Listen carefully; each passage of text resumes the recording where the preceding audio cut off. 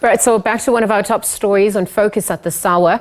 The funeral of a 35-year-old mother and her 3 children aged between 3 to 14 years old is underway in Jabavu village in Port St. John's in the Eastern Cape. Ntombi Zanele allegedly poisoned her children before killing herself. Her 11-year-old child survived the ordeal, managed to run to the nearby village to raise the alarm. She is today attending the funeral of her mother and siblings, accompanied by social workers after being hospitalized. Now, SABC News reporter Nkululeko Nyembezi, as well as video journalist Olwandile Mbulali, have more on that story for us. The funeral of 3 kids, including her mother. In fact, she's the 4th one that are just being buried here in this village. You remember that last week they were found in the forest where all of them were dead or declared dead. We understand that they consumed a dank pill, as they call it, and then they died on the same. But now I'm joined by the mayor of Port St. John's local municipality, Umama Nomvuzo Lombile Cingo, just maybe to have words about what actually is going on in here in Port St. John's, because this has been going on for some time now, and then you must be very shocked about this. Yeah, thank you very much, Nkululeko. It's very sad and shocking. But I think it needs deeper understanding.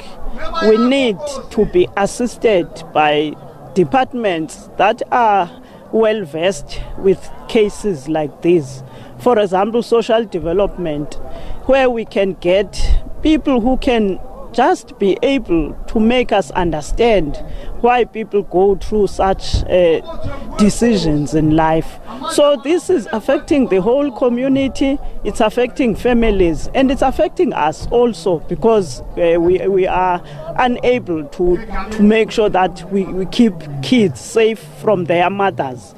It's something that's not easy to do. Yesterday we visited one of the villages here. Then we saw a very sad situation. Young people go on bed hungry, and then it was a sad situation. Maybe one would align this with poverty, high level of poverty in the rural areas. Maybe are there any programs to address this thing?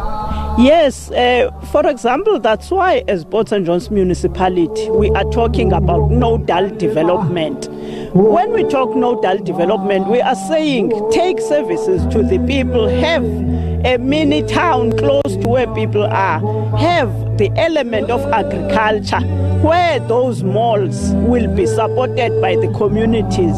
People are able to get work, people are able to self-employ themselves. So that's why we are saying Port St. John's is vast and it's having a lot of things that can change people's lives. So this smart city development is not just something that is smart, but it's something that will change people's lives in them participating in the economy in a proper way. So if our government, national and provincial, can make sure that we work on this together to fulfill that smart city concept, because it entails tourism, it entails agriculture, it entails all the things that the Eastern Pondoland is rich in. Some of the people that we talk to, they're saying that now is the time for the president to intervene, maybe to come up with presidential intervention programs to alleviate poverty, because people really commit suicide. People just migrate from the province to other provinces just to seek job opportunities, that they end up dying there. So maybe what do you think is the short-term solution to what we're seeing now? The short-term solution, Nguleko, is making sure that where people are, because we cannot take everybody to town, it's to make things happen where people are. For example, there are fields here that are lying low. If fencing can be a priority, we fence the fields, we make sure that people are doing things on their own where they are.